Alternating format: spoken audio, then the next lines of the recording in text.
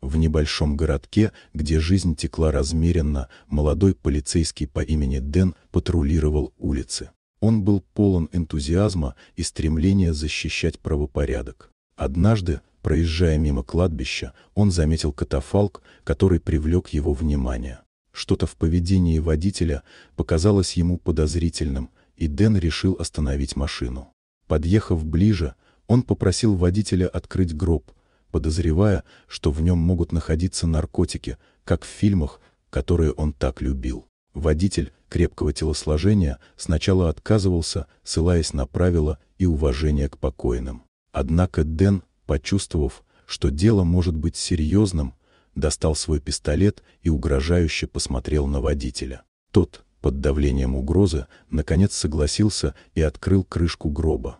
К его великому разочарованию внутри оказался не наркотик, а молодая девушка. Она выглядела бледной и безжизненной, и Дэн почувствовал, как его сердце сжалось от неожиданности. Он продолжал расспрашивать водителя о том, что произошло.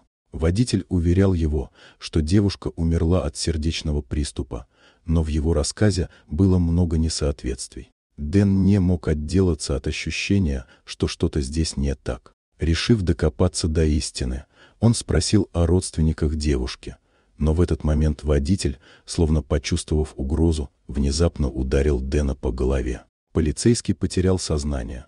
Когда Дэн пришел в себя, он обнаружил, что находится в гробу, и его сердце забилось быстрее от ужаса. Он слышал стон женщины и, приглядевшись, понял, что это та самая девушка. Она была жива, но без сознания. Дэн стал стучать по крышке гроба, но никто не слышал его криков. Вдруг он почувствовал, как гроб начинает двигаться. Водитель и его сообщники выносили гроб и начали закапывать его. Дэн закричал, но его игнорировали. В этот момент он услышал другой голос. Женщина, находившаяся рядом с ним, открыла глаза и, увидев Дэна, испуганно зашептала. Они обменялись взглядами, полными страха и надежды. В этот момент на кладбище появился Рон, сторож, который заметил подозрительное действие работников похоронного бюро. Он подошел ближе и, увидев пистолет, понял, что они вооружены. Рон, не раздумывая, открыл гроб, освободив Дэна и женщину.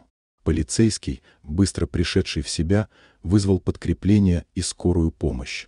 Вскоре на место прибыли коллеги, которые арестовали водителя и его сообщников. После расследования выяснилось, что женщина была богатой вдовой, которую ее муж нанял убить, чтобы завладеть ее состоянием. Муж был арестован, и справедливость восторжествовала. С тех пор Дэн и Саманта, так звали спасенную женщину, начали романтические отношения.